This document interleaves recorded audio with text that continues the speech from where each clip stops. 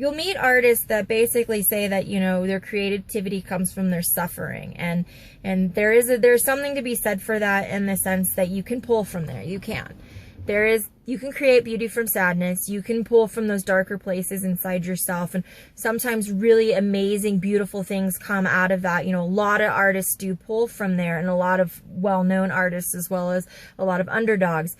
That is a place where people pull from creativity, and that's from their experiences and places they've been in their life, and that's totally fine. But you don't have to pull from that place. In order to be an artist, you don't have to suffer. You can pull from those happy places and those stable places. You can master your craft. It doesn't have to own you or define you.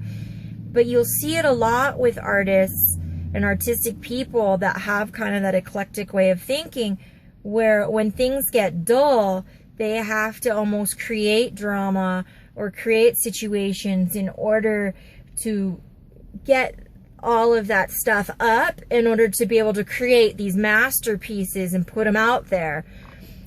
But if you notice, their personal lives always seem to be a mess, and they're emotional disasters, and they're very unstable, and they're very emotionally reactionary.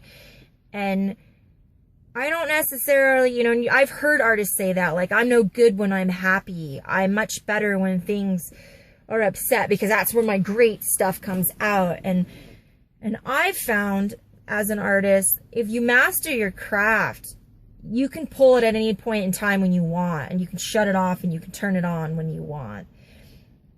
And you can pull from better places, more healthier places, without draining yourself or spinning yourself silly.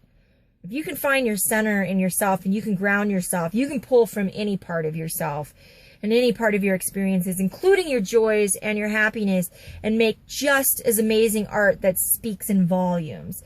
And one of the biggest things I think I've learned personally is that sometimes less is more, and sometimes you can speak louder by saying it softer.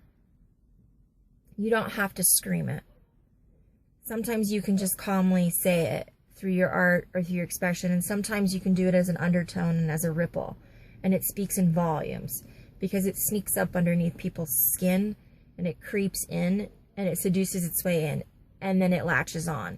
And in that regard, it speaks volumes, because it changes, it metamorphosizes, it does what it needs to do.